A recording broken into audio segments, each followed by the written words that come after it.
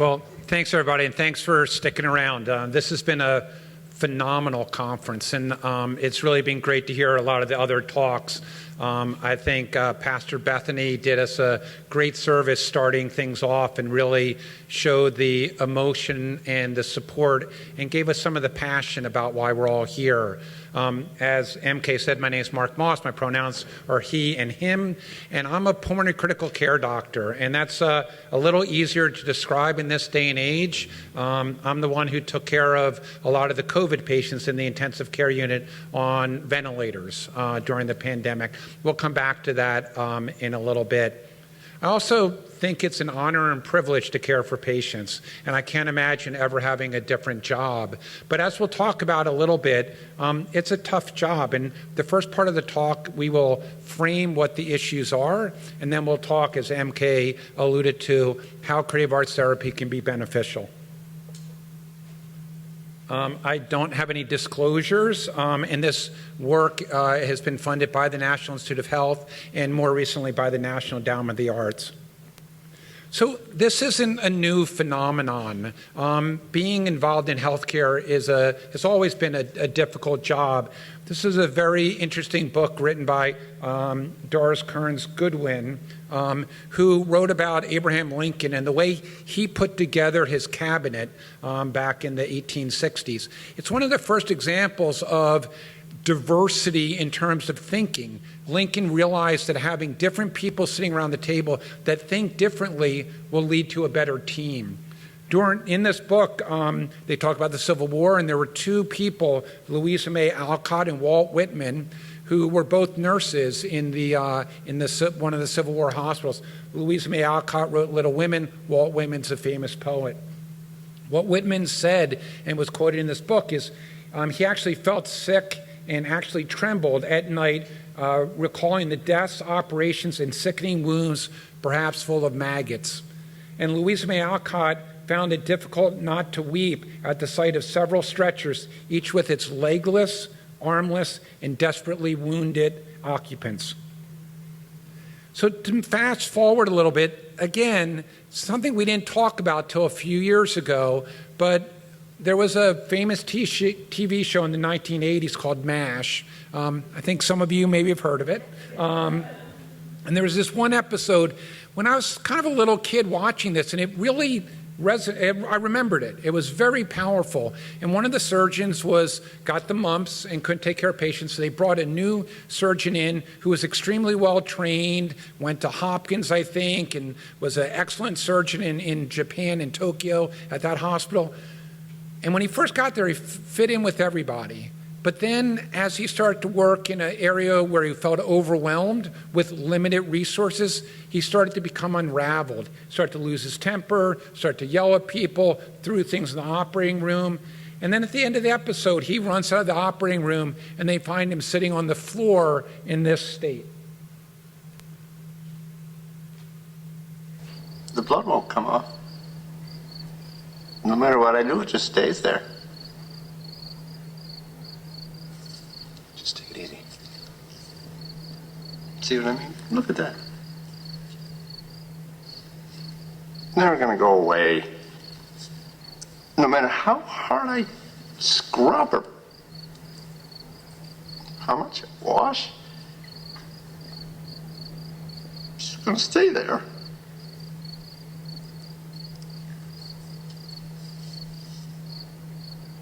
Where do they come from?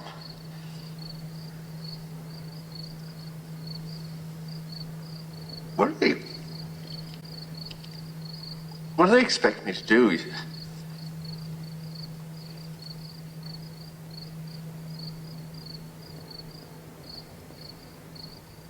I can't.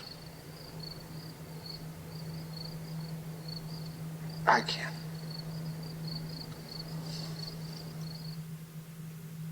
It's a pretty powerful scene that was shown 40 years ago, showing that this has been an issue for a while.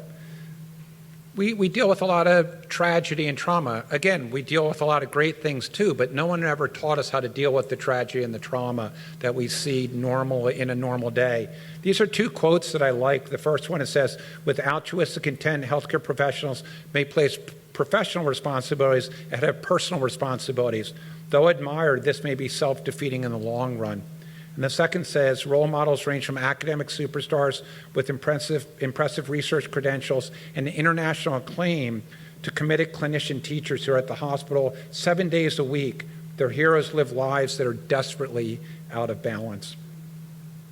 So we created this conceptual model that starts with the healthcare environment and shows that there are organizational factors and individual factors, and then they kind of come together in the middle here where there's a lack of sense of community, moral distress, and that all leads to burnout, which I'll describe in a second. And then there are downstream effects that I think are equally as important, if not more important, where people have post-traumatic stress disorder, anxiety, depression, suicidal thoughts. And this leads to worsening patient care, and it's also costly for the administrators in the room. So what is burnout syndrome? It's really a discrepancy between, I thought the job was this, but I'm actually doing that. We didn't go to medical school and work hard to sit in front of a computer and write notes all day, as an example. That would be one example. It's work-related. It deals with your job. And people don't start out the job with burnout, and it occurs gradually over time. For those of us that wear glasses, the first time you went to the optometrist and you put on the glasses, you're like, wow, I didn't realize I could see that tree, because it slowly you'd lost your vision over time. In the same way, people that develop symptoms of burnout, they don't recognize it because it develops slowly over time, but people around them see it. And this happens in your best and most idyllic employees. They're the people you want caring for them. They're ones that don't have any prior psychiatric history. They're the ones who care, and they went into healthcare because they care and they want to help people. So if you think about what are the core components of burnout, the first is emotional exhaustion. That's not just being tired. That's feeling like you're performing activities that are just not going to be beneficial, and you're doing it over and over again, and that gets exhausting. The second is depersonalization, where you stop treating the patient as a person and you start treating them as a set of numbers, or that they don't have humanistic qualities. And this was sort of my aha moment maybe 15, 20 years ago. I was working in the intensive care unit, taking care of a lot of people, and it was at the time where they started to change the work hour restrictions, where you had to get the residents out on time. They couldn't stay there as long as we used to stay, which was a good thing. We basically worked way too long in the hospital. So I'm rounding on a very sick group of patients, trying to get through things quickly but take good care of patients, and get the residents out on time. We're standing in front of one patient's room, let's say talking about Mr. Jones's kidney dysfunction, and 3 doors down, another patient had a cardiac arrest. So we go into the room, we try to resuscitate the patient, and unfortunately he passes away. So in the interest of time, I'm thinking, okay, let's leave half the team with the patient who just passed away. They can start filling out the paperwork, contact his family, and we'll go back and start talking about Mrs. Jones's kidney failure. So we do that, and I'm standing there and said, okay, let's pick up where we left off. And I look, and there's a medical student, a fourth-year medical student, doing a rotation in the intensive care unit, and she's crying. And you guys just met me, but I think I'm a nice guy, and I think I have a good bedside manner, and I think my patients and families like me. And I turned to the medical student. I said, "Are you okay?" And she says, "Yes." And I was like, "What's wrong?" And she says, "It's sad." And I said, "What's sad?" And she said, "The patient just died." And I had completely moved on. I'd completely said, okay, this patient passed away. Let's take care of the patient who's living. I'd completely depersonalized the situation. And that's when I realized, wow, this is not okay. That was sort of my aha moment in the past. And then emotional exhaustion and depersonalization leads to reduced personal accomplishment. You feel like what you're doing doesn't really matter. So let's go through these kind of sequelae of burnout. The first are the individual level things, and this is a great quote that says, when burnout was seen as a crisis of well-being, affecting healthcare workers' personal lives and work satisfaction, it garnered little public sympathy and could be dismissed as the whining of the privileged class. You're a doctor, it's a respectful job, you make a good living, get over yourself. The way I kind of describe that in an extreme type of way is if we were walking down the street and ran into Bradley Cooper or LeBron James, and they were like, God, I got a really tough life. I can't go out to dinner. People kind of ask me questions. You kind of sit there and go, LeBron, you make $50 million a year. I don't want to hear how difficult your life is. And I think that's the way people viewed physicians, like, get over yourself. You should know how to deal with these problems. But no one taught us how to deal with these problems. These were studies that we did. This is a combination of various studies, over 2,000 nurses. And we asked them questions about if they had certain symptoms. So if you go through this, the first is symptoms of post-traumatic stress disorder. Intensive care unit nurses, 23%. A diagnosis of post-traumatic stress disorder, 21%. Symptoms of anxiety, 23%. Depression, 12%. The three components of burnout, the emotional exhaustion, depersonalization, 45 to 60%. If you put an or between each of those statements and say, do you have one of these symptoms? 80% of ICU nurses have some form of psychological distress from their job. That's an epidemic. That's a big problem. This was done before the pandemic.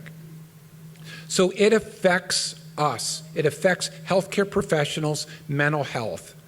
The second part of this, which is what raised awareness to everybody, is that if you're a healthcare professional, your doctor, your nurse, your occupational therapist, your respiratory therapist, have symptoms of burnout, you get worse care. And that's when people started to listen. It's not just, it's the doctor's problem and the nurse's problem. It's your problem because you're not getting as good care. This is a very interesting study that was done about 22 years ago. And what they did is they looked at the residents at the University of Washington in Seattle and said, do they have symptoms of burnout or not? And then they asked them various questions, and the ones who had symptoms of burnout were more likely to answer the question yes. And I'm going to take this off because my vision's not quite what it used to be. And the first question is, I found myself discharging patients to make the service more manageable because the team was too busy. 75% of residents said they had done that. So let's just stop there and think about that for a second. Your mom's in the hospital, she's getting better, but maybe not quite ready to go home, and they discharge her from the hospital because they were too busy. That's a problem. That's a huge problem. Okay? And that's what we're talking about. That's where it affects your care and why people started to be concerned. And at the bottom, I felt guilty the way I treated one of my patients from a humanitarian standpoint. 50% of the residents with burnout said that. God, my doctor's a jerk. He's not being very nice to me. Why? He's burned out and overwhelmed due to his job. It's affecting your care. And then for the administrators in the room, which I don't think there are any, but it's important, as MK said, you've got to be able to talk the language of the people you're trying to talk to. Turnover's costly, and I can go over this very quickly. The cost of turnover for a doctor is hundreds of thousands of dollars. You have to advertise, you have to hire a new doctor, there's decreased efficiency, and if you have a department of about 450 doctors and the turnover rate is about 3%, that's 13 doctors. You're talking $6 million a year for one department. I can do it for ICUs. The cost of turnover for a nurse is about $50,000 to $60,000. There's an apprenticeship program. You have to pay 2 nurses to do the work of 1 for 3 months. It's the advertising, the signing bonuses, because nurses are in high demand. For one ICU, the turnover in nurses is about $1.2 million a year. So not only are you getting bad care, or not as good care if your doctors weren't burned out, or nurses, but it's also costly to the hospital and the administrators. And then COVID hits. And I'm so glad that this was brought up earlier. It's very interesting to me. I think a lot of the world has forgotten that we had a pandemic. To me, I haven't forgotten that we had a pandemic at all. In the beginning, there were some silver linings of the pandemic. people finally knew what I did as an intensive care doctor. People were like, oh, you're a trauma surgeon. Well, no, I'm not really. Oh, you work in the emergency department? Not really. And it was nice. In the beginning, there was a lot of external validation, like, thank you for your service. Thank you for doing what you did. There were signs in our neighborhoods that said, thank you to the doctors and nurses. It built camaraderie in the hospital, broke down barriers, and it was a crisis. So you got things done quickly. It wasn't like, well, let's run, like, we just got to do stuff. But what's interesting is that there's this natural phases of a disaster, and this has been looked at in tsunamis, earthquakes. So just think of the pandemic as the similar type of disaster crisis. In the beginning, there's this heroic or honeymoon phase. I really remember feeling like, this is why I went to medical school. These patients need my help. They have the disease that I've studied for 20 years. This is exactly what I was trained to do. And it was very rewarding in the beginning. Even though I was sleeping in the basement and I was totally segregated in my house from my family, I didn't hug my wife for about a year. Because it took her that long to get vaccinated, and I didn't want to infect anybody in the family. I was changing my clothes 2 to 3 times to the hospital and back, but I felt really rejuvenated and empowered, like this is what I was meant to do. And in the beginning it was very rewarding, but then you enter this phase of disillusionment. And what happens in the phase of disillusionment is you start to get tired and you start to get discouraged. And the support systems start to pull out. People forget there's a pandemic going on. And then there's sort of, everyone wants to get back to their normal life, but you felt like raising your hand and saying, we still have 40 people in the ICU that have COVID. And then the last wave of the COVID pandemic hit and people are yelling at you, accusing you of, not taking proper care of their family members. But I'll tell you one quick story about really, to me, the essence of what the pandemic was about, the stress on us. So in the beginning of the pandemic, as was mentioned earlier, people weren't allowed to come to the hospital. So we're having these very difficult conversations over Zoom, and people are wearing masks, you can't gauge their facial expression, and you're having very serious conversations with them about, your husband's very, very sick. I'm not sure he's going to survive. I think he might pass away. What were his goals of care, and what would he want in this situation? It's hard enough having those conversations in the room with somebody where you can see them. It's even harder on Zoom. But what would happen is, if it was decided that the loved one of the family didn't want this done, and you were going to withdraw support and change them to a comfort care management, so that they would most likely pass away and take them off the life support systems.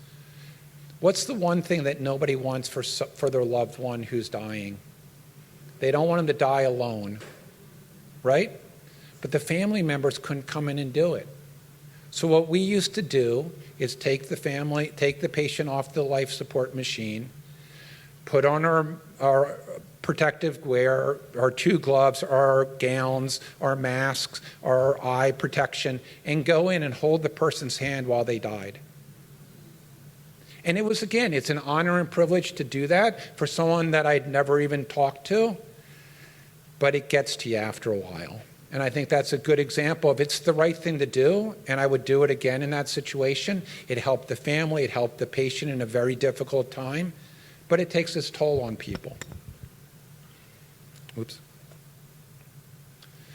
So I think we're at a real tipping point in healthcare. I think people are leaving healthcare. So these are some examples. 67% of nurses plan to leave their current position within 3 years, 20% in the next 6 months, 36% in the next year. If you look at actual nursing turnover rates, it's about 20% per year.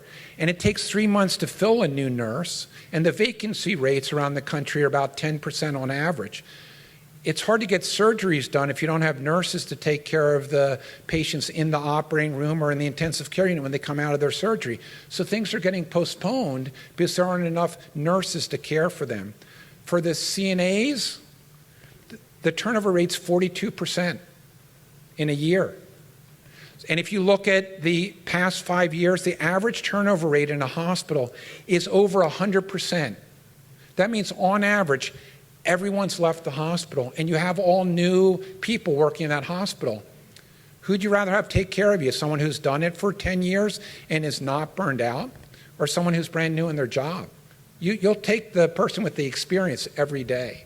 So I think we're sort of at a crisis point in healthcare. So that's sort of the background of where are we and kind of why was I invited, one reason why I was invited to talk. So what can we do about this? The first thing is, you could do this. I'm not sure it works. It's a stress reduction kit. It says, bang your head here. And if you read the directions underneath, place the kit on a firm surface, follow the directions in a circle, repeat step 2 as necessary or until unconscious. And if unconscious, cease the stress reduction activity. I think we can do a little bit better than that. So there are different solutions. The first is, and we could talk about all these, but I'm going to focus in on 2 of them. There's a stigma to this. People don't want to talk about their health care, their mental health issues, because it's stigmatized. It shouldn't be, but it is, and people don't feel comfortable about that. There are organizational solutions, there are individual solutions, there are leadership styles, and then there are roles of societies. But we're going to focus on the organizational solutions and the individual solutions. So we created the Colorado Resiliency Arts Labs, or what we call CORAL, with funding from the National Endowment of the Arts. And again, to get back a little bit to what MK was talking about, what the National Endowment of the Arts wanted from these research labs is they wanted to be able to go to Congress and give them the evidence that the arts are effective. It's very nice to say, people love it. It's great. Our community thrives on it. But if Congress is going to give out extra money, they want more than a testimonial that people enjoy this, or I know this works. They wanted the evidence for it. So what these research labs did is they brought together the arts community and the scientific research community to design studies to give the true, real scientific evidence to show that the arts are effective. And what we tried to do is create a vibrant, collaborative, creative arts therapy community that is committed to enhancing healthcare professional well-being and alleviating psychological distress in the workplace and beyond. And so what we did is we were studying creative arts therapy. Now, how many people in the room are creative arts therapists? Raise your hand. So a good number, so I don't need to explain to you what you do. And I'm not a creative arts therapist, but I work very closely. So we developed a collaboration between the Ponzio Creative Arts Therapy Program, which is at our children's hospital, and works with patients. And we use their expertise in conjunction with the writing group, Lighthouse Writers Workshop, to develop protocols that would help healthcare professionals with their psychological distress. And in general, what I think about creative arts therapy is, as was mentioned earlier, it's hard to talk about these things. And what the arts do, to some extent, is it gives you a vehicle or a medium to get the ideas out on paper. And then with the help of a guided and supportive creative arts therapist, you can identify, explore, and process these feelings and these traumas and come up with better, more effective strategies of dealing with your trauma so that you can go back to work and deal with it in a more productive and self-caring style. So to describe this a little bit more carefully, we created a few videos, and I'm going to show one of the videos that we created for the arts therapy program. And I am a certified child life specialist. The thing I love most about my job is the fact that this is really the perfect blend of what I wanted. I wanted to be in healthcare, but I didn't have to do those invasive procedures, and I could help children understand their experience and really master it. But my job is really hard. I have had to explain to kids when they're gonna die, and that's not easy.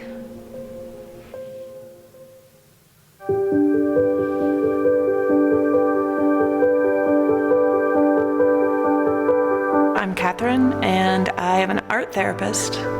It's taxing emotionally on our healthcare professionals to be there every day for these kids when your heart is breaking. And what do we do with the pain, with the trauma, with the sadness? And what we've found is that bringing creative arts therapy into the room, there is a natural healing element that is almost magical in a sense.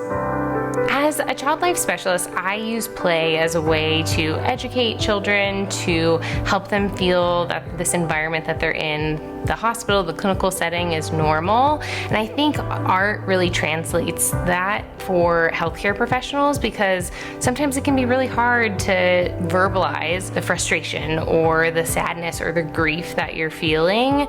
Having that task that everyone is doing puts us all in this normal, calm space, and then we can reflect on what we've done and go even deeper. And I think that's where that therapeutic level comes in, is the combination of that facilitator and the group discussion. What is happening across the country is that healthcare professionals are getting exhausted. We are often asked to do more than what is emotionally healthy for us. We don't really expect our nurses and our doctors to admit that they are sad or to admit that they are tired even. Choral is a potential answer to that problem. To have a place where those truths can come out and can be explored and processed and then shared with other people, I think is an incredible way to build community. This program has helped me understand that I am a strong person and I do have skills and I am capable of being a really great child life specialist, but sometimes the scenarios that I go through are just really hard. Having that resource available to team members, to staff, to employees is just invaluable.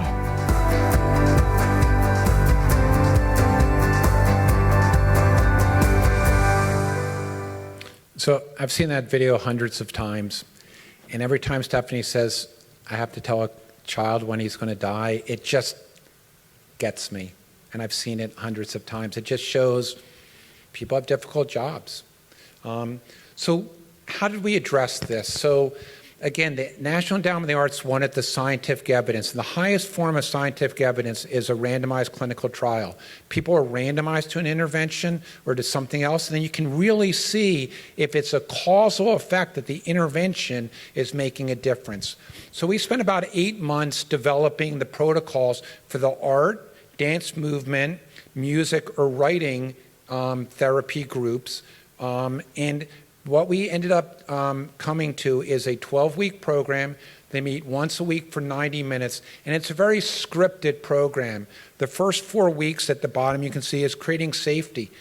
People have to know that, you know, what stays in Las Vegas, or what happens in Las Vegas stays in Las Vegas. People don't want the information to get out. They're afraid. They're afraid if it showed that they're weak, they're not going to get promoted, they might not get the next job or be kept on. So you got to really, we work very hard at making sure people have a safe space.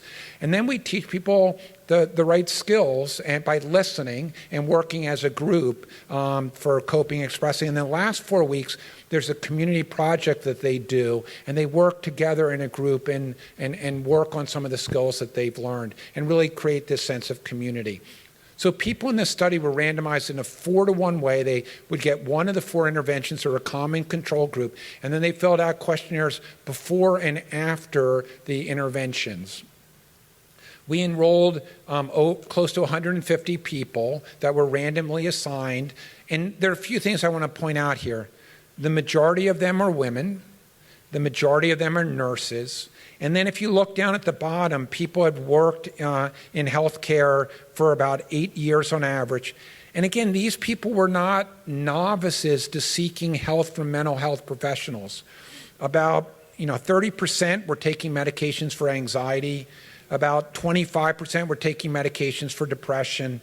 And about 35% were seeing somebody on counseling, which is all great. It just shows that this is on top of what they were doing to see if it was effective. The first thing, and I'll go through this quickly, people showed up and they appreciated the sessions. I'm not going to say they liked them, but they were satisfied with the sessions. And this is the really important data here. So the first column is anxiety, the second symptoms of depression, PTSD is post-traumatic stress disorder, and then the three components of burnout syndrome. What's lower is an improvement in symptoms, and black is the intervention group. So you can see in anxiety, the intervention group had less symptoms of anxiety after the intervention compared to the control group. Less symptoms of depression, less symptoms of post-traumatic stress disorder, less emotional exhaustion, less depersonalization, and then decreased personal accomplishment is the opposite. So a higher number means you had less decrease, so 2 negatives is a positive. So it shows that people that were assigned to the intervention had statistically significant improvements in depression, anxiety, post-traumatic stress disorder, and all forms of burnout. And that was at the end of the intervention. We then followed the people for a year. And if you think of most behavioral interventions, they don't last for a long time. I'm going to go to the gym and work out, and then a few months later you stop going to the gym. I'm going to lose weight, and you lose the weight, but then you gain it back. It's unusual that behavioral interventions are sustainable, but you can see here in the dotted line is the control group. The solid lines are the intervention group. And you can see that anxiety, depression, and PTSD got better, and after the 1 month time point, they stayed better, even up to a year after stopping the intervention. Now, there are some limitations. The control group just filled out surveys, so we can get into that if people are interested. It's not blinded. And this was conducted during the pandemic, so might not be extrapolable to non-pandemic times, though I don't think so. But there were rigorously developed protocols. Variety of healthcare professionals were in the group, which was a strength, extensive outcomes, and excellent follow-up. We then did qualitative interviews to try to figure out what were the components of it that were really important to the participants. And several themes came out. Number one, sense of community, and that came out before. People liked having the diversity of doctors, nurses, therapists, behavioral health specialists all in the same room. It showed it's not just a nursing issue or a doctor issue, it's a healthcare issue, and it normalized these traumas that people have across job descriptions. Physical separation, people wanted to be away from the work environment, being pushed outside their comfort zone. And then if we asked them, would you just want the art or just want the therapy? Everyone said no. It's a combination of the two. It's a combination of the art with the therapy that made the difference. So what have we done since then? We've created a traveling art exhibit from the artwork that the participants created. It's right now in the rotunda at the state capitol building and in the governor's office in Colorado, and it will be going around the country to other places. So that's one thing we've done. And then the second thing we did, and in the interest of time, I'll go through this a little quickly. With the funding from the National Endowment of the Arts, we wanted to see if our program was effective for what we call non-patient facing healthcare professionals.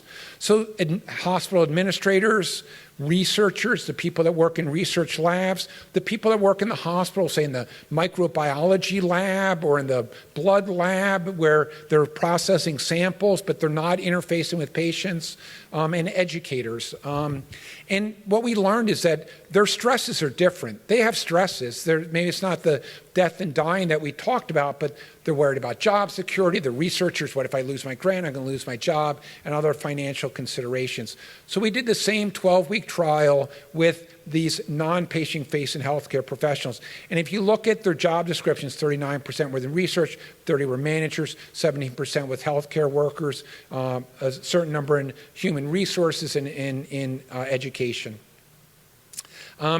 This is just the flow diagram that shows we had very good follow-up. They were randomized between the intervention and control group. And then you can see here, there are more domains here that you probably can't see. But again, the trends are the same. So for these non-patient facing healthcare professionals that were randomized into this same this clinical trial, there are improvements in anxiety, depression, post-traumatic stress disorder, positive affect, negative affect, all the different components of post-traumatic stress disorder, and all the different components of burnout syndrome. We also followed these participants for 12 months. And again, 90% follow-up rate. We didn't lose anyone to follow-up, or very few people. And the effects remained in terms of depression, anxiety, and the positive affect. And also there were improvements in turnover intention. People were more likely in both studies to want to stay in their job after participating in this. So in terms of next steps, what are we doing? Well, instead of studying this, we start to roll this out as a program at the Children's Hospital in Colorado. We have the traveling exhibit. We've applied for a larger NIH grant to see if this will work in a multi-center fashion outside of Denver, Colorado. We are trying to do, our next study will be in trainees so that we can maybe get to people before they develop the problems and give them the skills so they prevent developing psychological distress. Maybe look at new modalities such as dance therapy. And then for certain things like the writing cohort, maybe we can deliver that in a virtual format and therefore help people outside of Denver. So in conclusion, before COVID, psychological distress in healthcare professionals was the most important issue in healthcare. And I think it's even more important now. And the world is now more aware of these problems. When I talked about these issues 15 years ago, people are like, I don't know what you're talking about. We don't see this in our healthcare professionals. Now people understand there's a problem in healthcare. The question is what to do about it. And I think we can use the pandemic to raise awareness of societal mental health stigma and get rid of that stigma. There's nothing different whether you have cancer or depression. It's a disorder, and it should be treated in the same way, and people with those disorders should be respected in the exact same way. And creative arts therapy is one promising intervention to help healthcare professionals address their psychological distress so they can take better care of everybody in this room. So a bunch of acknowledgments. It takes a village to do this work, and I'd be happy to stop here and answer any questions. And thank you so much for the invitation.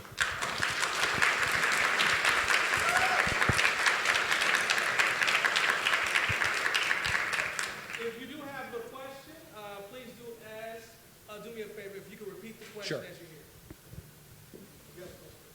And did you have the person with the hat? No? Yes. I think the best thing to do is stand up and yell. Check one. Or wait for a microphone. I'm not very loud. Is this thing on? Okay. Thank you for your presentation. I have two questions. How has the study impacted educators in medical school regarding the need to prepare healthcare professionals for the workplace?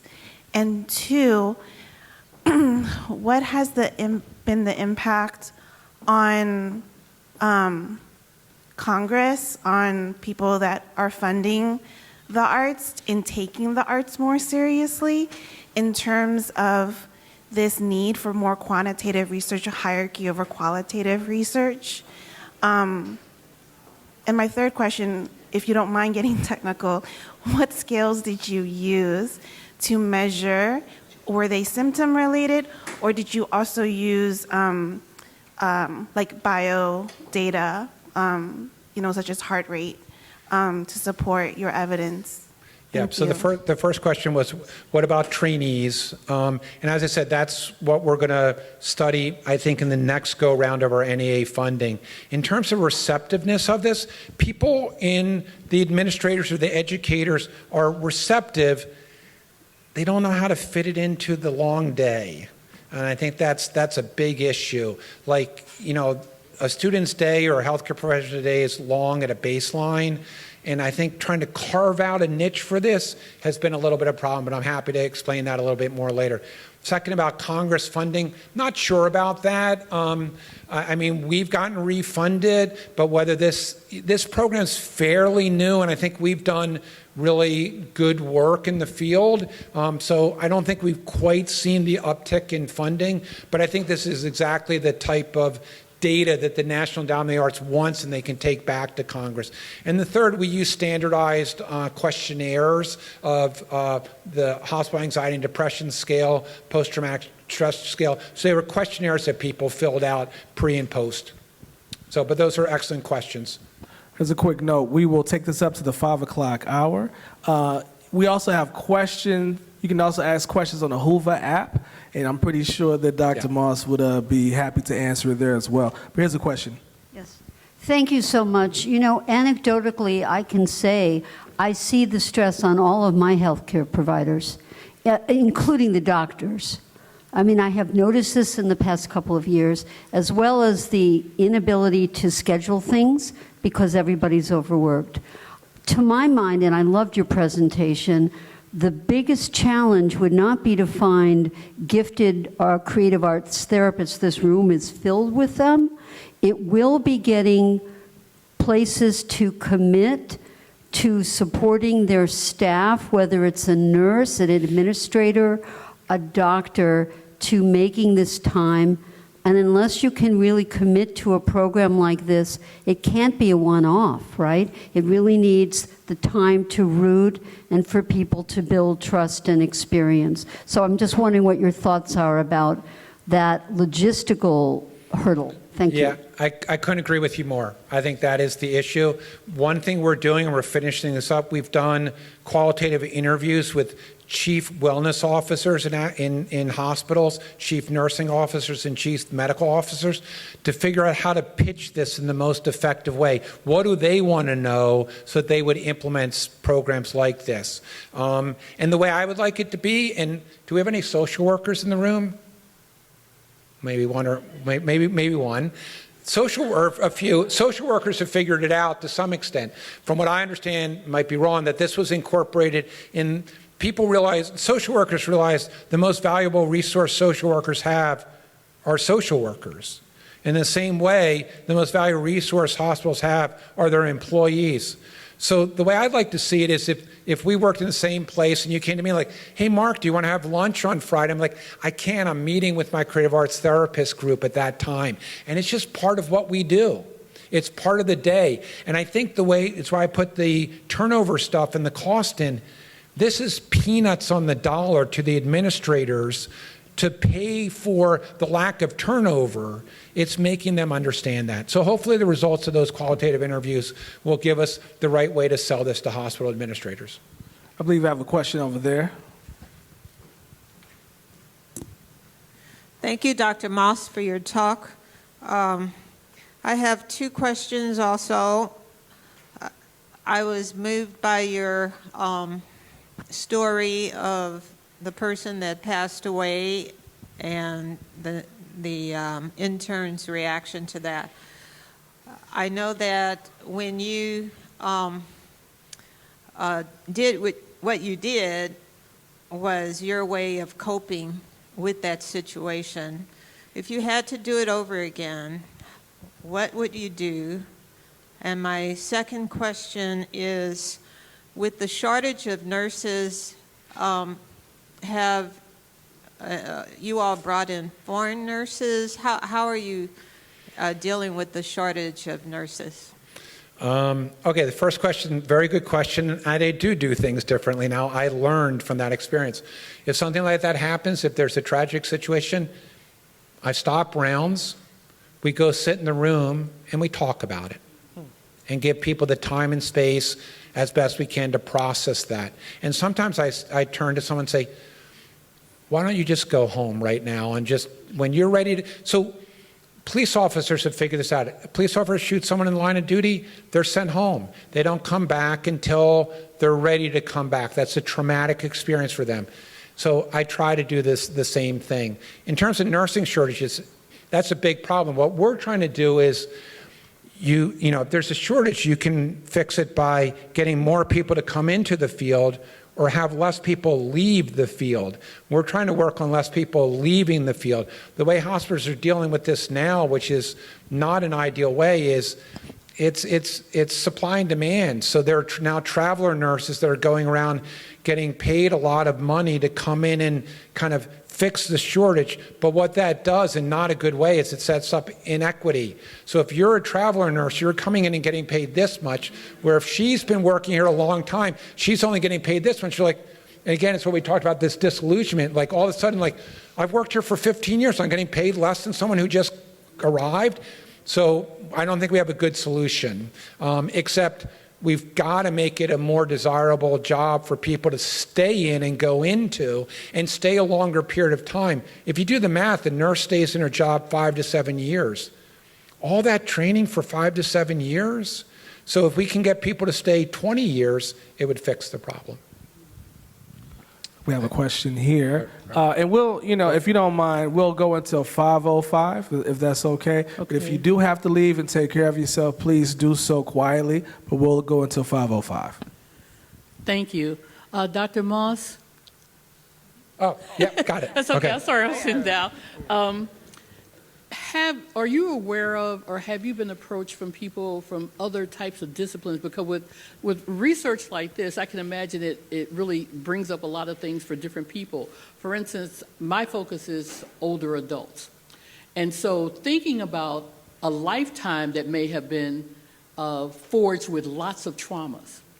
And so how this type of research might be applied for helping people who have experienced, not in a medical setting, but a lifetime full of traumas. Are you aware of anybody else that's no? Well, okay. No, it's a very good question. So I was thinking as you were talking, yes, people from other industries have reached out to us. Some of them make sense. Crime scene investigators. Never really thought about that. You watch it on TV, it looks like a cool thing. They see a lot of difficult stuff. Police officers, firefighters, early responders. The one that really caught me off guard, which I hadn't realized, I live in Colorado, so is people, ski operators. I was like, really? Like, you get to live in Vail, Colorado, and you ski all the time? But they're the ones when someone skied into a tree and, been knocked unconscious or bleeding profusely because they skied off a cliff or sometimes, unfortunately, people die. There's a lot of trauma with ski instructors and people in the ski industry also. So when you start to think about it, there are a lot of industries that could maybe benefit from this type of work. My older son's significant other, his girlfriend, is a teacher, and she's like, I could use this, So I think for us, we need to stay focused in the healthcare industry and make sure we do that properly, but it could grow. It could grow. It's a very, very important question. Thank you. We have a question here. Hi, Dr. Moss. We spoke earlier, and I'm an OT. I've been an occupational therapist for 20 years, and I've lived so many of the things that you described. And your story about your patient who passed away, I mean, not that exact moment, but I certainly have had those moments. And I'm so grateful that you're doing this research. We're the ones with the Burnout, the Hearing the Helper project outside. And it really matters. Like, it really matters. So, sorry, emotional note aside. I wanted to know how much the program cost. Just curious. Yeah, so it's a good question. The way we've done it, I'm not sure it's effective, is it's somewhere around $1,000 a person. But if you think about it, someone goes for a 12-week course, they 90-minute session. It'd be like going to a conference, and in this day, conferences are around that. More importantly, if you do the math, so a cohort of 50 people costs $50,000 to a hospital. If one of those nurses stays in the job because of the program, they break even. If two, they save $50,000. And then if you throw a doctor in the mix, it doesn't take a lot of uptake for this to be effective financially. So that's, and where's the money go? To pay the creative arts therapists for their time. And we also have, we collect data and et cetera. But I think it's a reasonable price point. It's one thing we're asking the chief wellness officer, medical and nursing officers to try to figure out, because no one's going to, I'm not going to retire on this. That's not the issue at all. The issue is how can we help as much people as possible? How can we price it in a way where we get it into as many hospitals to help people? The other thing I would say is this is not for everybody, and that's okay. It's going to take a multimodal approach. But for the people that, and we do get the testimonials like, this has changed my life. This has been transformative. I was going to quit my job, and because of this program, I'm a better person. So I think we have both the quantitative and qualitative stuff. We have time for one more question. This middle table. And for other people, you can come to me at the call or the happy hour. I'm happy to talk about this for a long time. So, yeah. I'm just curious as a follow-up question to that, and maybe you've already stated this, and if you did, I apologize, but where does that money come from? Are the hospitals paying for it? Is it federally funded? Are the nurses investing in that? Who's paying for this? So it's a good question. All the work we've done to date, when you write a grant to the National Endowment of the Arts, you're writing for money. So all the studies that we've done have been paid for by the National Endowment of the Arts. So all the clinical trials, it's the money that comes from that grant have paid for that. What we're talking about is how do we take it in? We're not studying anymore. We just want to do it to help people. And in those situations, we have gotten money from foundations in Colorado that says this is important work. We want to fund this. Hospitals are willing to pay some of it. But we're really at the beginning of this. I mean, the second study on the non-healthcare professionals hasn't even been published yet. It's still in review. So this is pretty early in the phase of things. Hopefully, more hospitals pick it up. Thank you very much. Please put your hands together for Marc.